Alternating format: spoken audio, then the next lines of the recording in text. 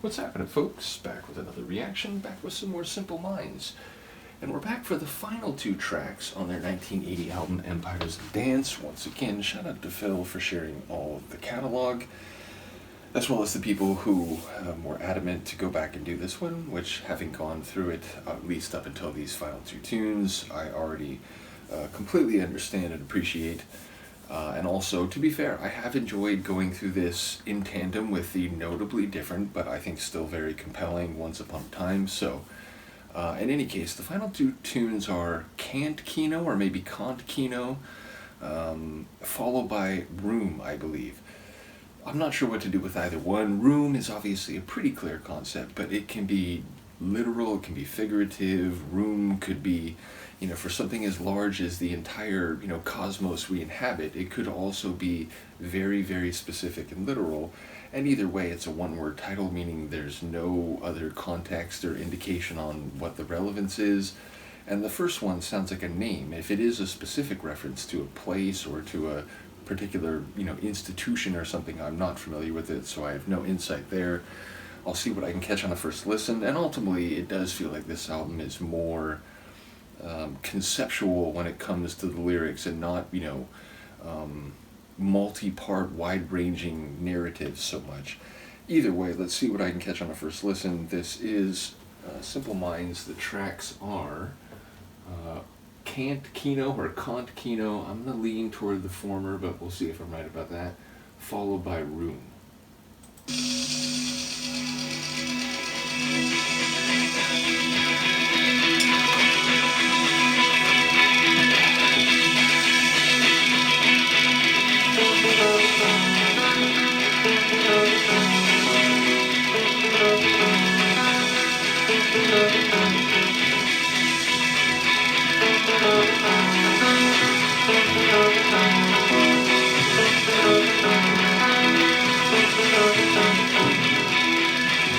Pitter patter.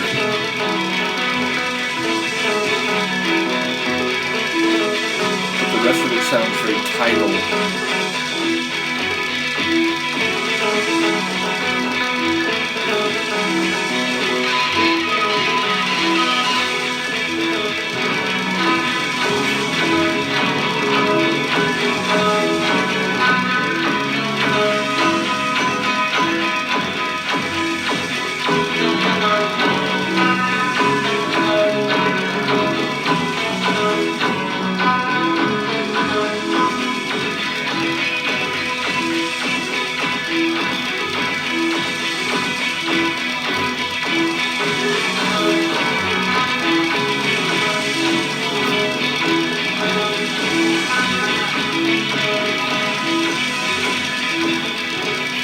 Somewhere deep inside that, it almost sounded like there was a Celtic style tune.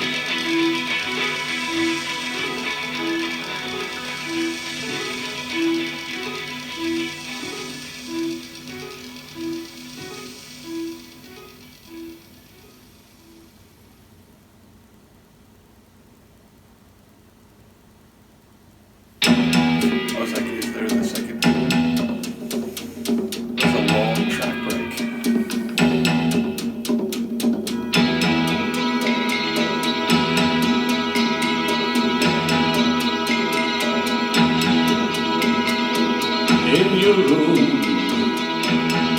In your room, silent land, once again, there is a song, well masked, another face, in your room, in your room.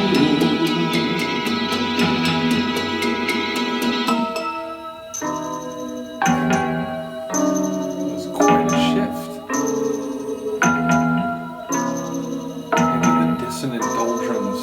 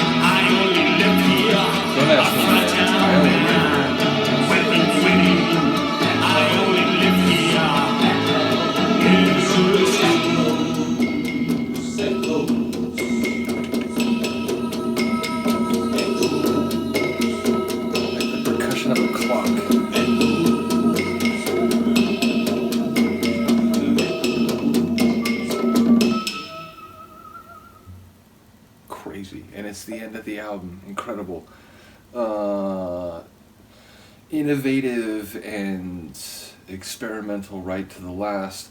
Obviously a bit more words here, the idea of your room, but then, I don't know, it felt like it sort of shifted to maybe a different perspective. Either way, it does feel like, again, the lyrics are more conceptual and phonetic rather than a full immersive narrative. But this was cool, and I felt like it really did express some concept of being in a place that is like defined by its difference from other places. So either way, a cool tune, and one where his vocals at the very beginning, it was like, man, he's sounding more like he has in the Once Upon a Time journey, like mid-'80s Simple Minds.